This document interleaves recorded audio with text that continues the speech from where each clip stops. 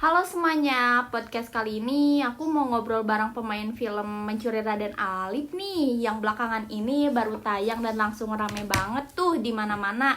Orang-orang ngomongin tentang film Mencuri Raden Alip ini. Nah, ini dia komplotan Pencuri Raden Alip. Yeay.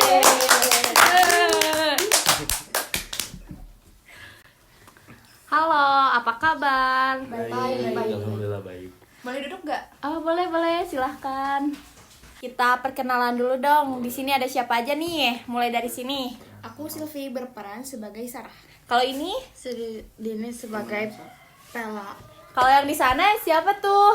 Aku Rasyad berperan sebagai Viko. Kalau satu lagi, Aku Hajar berperan sebagai Gopar, temannya Piko. oh temennya Piko tuh yang ngebantuin malingnya si ini ya, si Pela, si Piko. Itu maling jambu tuh kalian. Seru banget tuh.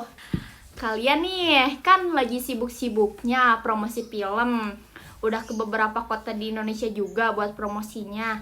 Biasanya nih abis ngelakuin kesibukan itu, kalian healingnya dengan melakukan apa sih? Atau hobi kalian itu apa? Biar gak sumpek banget gitu loh dan kembali fresh lagi. Kalau aku sih ya paling santai-santai aja, terus olahraga, terus spend time with my fam aja paling. Biasanya kalau aku lagi ada waktu libur, sih traveling ya atau kulineran juga. Aku sih biasanya coba-coba resep makanan baru, terus eksperimen karena aku suka banget masakan kan.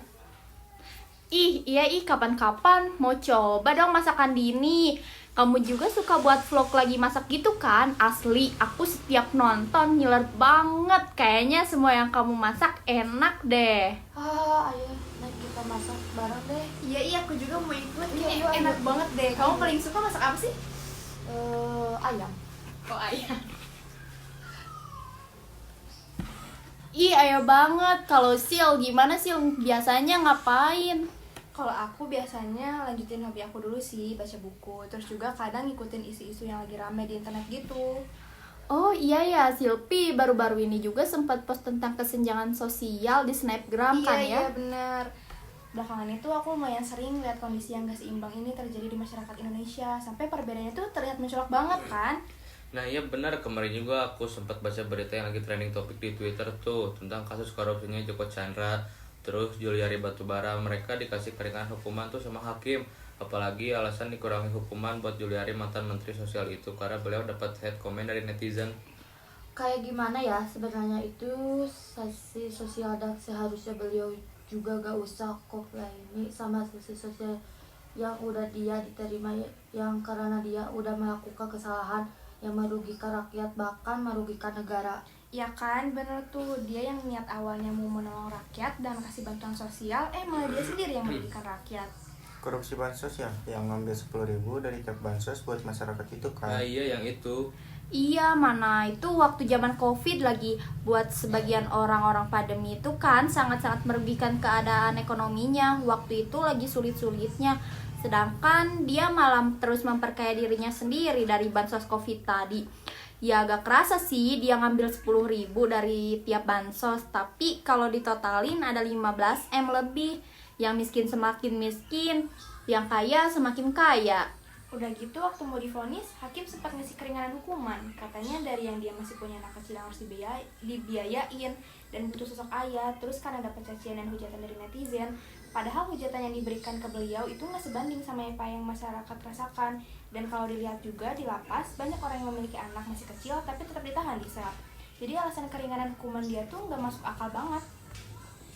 Nah ngomongin tentang keringanan hukuman itu, aku jadi ingat kasus nenek yang mencuri kayu bakar itu yang dikasih hukuman denda 500 juta dan 15 bulan penjara deh. Hukuman yang didapatkan si nenek sama kejahatan yang dilakukan itu kurang setimpal banget.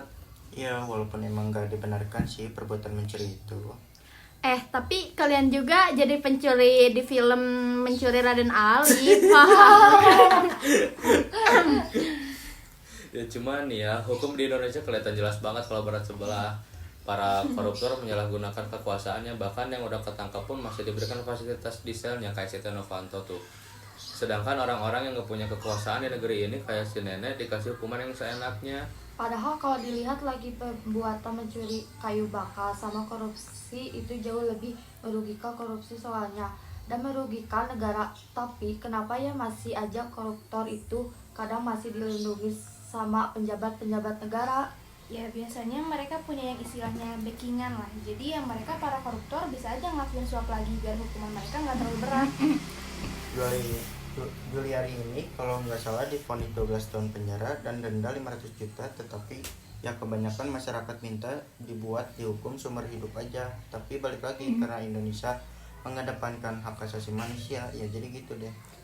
Walaupun perbuatan beliau juga sebenarnya nggak sesuai HAM ya gak sih? Iya, bener sih itu.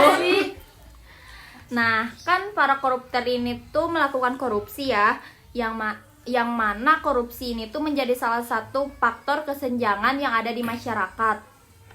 Yang miskin semakin miskin karena haknya diambil orang lain yang gak bertanggung jawab. Yang kaya juga semakin kaya karena mengambil hak orang lain. Iya, nah faktor kesenjangan sosial tuh sebenarnya masih banyak, bukan itu aja. Ada juga karena pengaruh globalisasi. Globalisasi itu menciptakan adanya kesenjangan sosial dan ekonomi di dalam masyarakat. Kesenjangan itu muncul pas sebagian masyarakat gak mampu beradaptasi dengan globalisasi. Jadi mereka bakal tertinggal dan gak dapetin apa yang orang lain dapetin. Terus juga karena kebijakan pemerintah. Itu juga jadi faktor penting terjadinya kesenjangan sosial. Soalnya dalam mengambil keputusan yang dilakukan oleh pemerintah bisa menciptakan kesenjangan di lapisan masyarakat. Misalnya kesenjangan di bidang program transmigrasi. Masyarakat pendatang akan lebih cepat berkembang dibandingkan dengan masyarakat asli daerah tersebut. Bentuk-bentuk kesenjangan sosial juga ada banyak, kayak kesenjangan ekonomi antara kelompok masyarakat, terus kesenjangan sumber daya manusia, kesenjangan penyebab aset di kalangan wasta,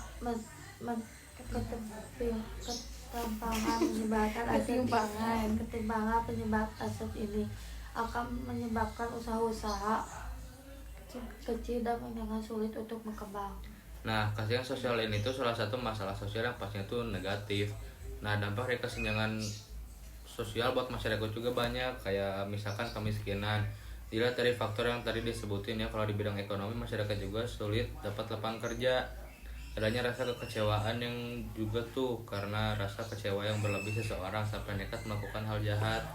Nah, makanya biar itu semua gak terjadi, kita harus sedikit demi sedikit mengurangi kesenjangan sosial tadi dengan cara hidup sederhana sesuai kebutuhan, peduli, dan saling empati sesama masyarakat. Nah bener tuh, itu kunci utama biar nggak terjadi kesenjangan sosial. Buat di bidang ekonomi juga pemerintah bisa membuat program usaha mikro kecil, menengah atau UMKM. Terus memberikan subsidi terhadap kebutuhan yang esensial bagi masyarakat untuk mencegah kesenjangan sosial tadi. Terus juga sekarang teh kan lagi ada ini ya, BBM naik gak sih? Oh iya. Itu juga jadi salah satu faktor kesenjangan sosial. Iya, itu Oh parah iya. banget. Jadi berapa sih? Jadi kalau nggak salah itu Pertalite jadi 10.000, terus Pertamax tuh 14.000 kalau nggak salah. Terus katanya Pertalite itu jadi gampang boros kan? Iya bener banget Terus tuh. kan kasihan kan sama yang miskin, jadi apa? Jadi bukan Jadi yang miskin membebankan. lebih. Iya benar, kebebanin masyarakat yang ini mana makin boros kan, itu sangat menyebalkan. Iya bener banget tuh. Nah, itu tadi adalah pembahasan kita mengenai kesenjangan sosial, guys. Terima kasih buat kalian semua yang udah menyempatkan hadir dan mengobrol-ngobrol sama aku di sini. Kamu Naila udah nonton Mencuri Raden Alif belum? Aku udah dong, itu aku rame banget tuh. Apalagi aku gak suka tuh sama yang pemain filmnya tuh. Sama yang mana tuh? Yang lagi. Oh ya, ini dong kasih rating buat film kita nih dari 1 sampai 10, kasih rating berapa? Kayaknya buat pemain filmnya sih 3 sih. Enggak Parah dong. banget loh. Enggak lah ya. Soalnya itu aduh ramai banget. Kita harus mencintai produk anak bangsa. Iya. Karya anak bangsa. Anak bangsa. Karya anak bangsa. Oh ini produk anak bangsanya kan dari Dini. Oh, Karya iya. anak bangsanya Mencuri Raden Alif. Iya itu pokoknya ratingnya itu dari aku sih dari aku 100 1000 per 10. Ini gak rekomen gak buat orang-orang buat nonton film kita ini? Ah itu rekomen banget sih. Soalnya itu harus wajib nonton banget karena itu rame banget, seru, apalagi itu yang si Rasyad lagi maling jambu.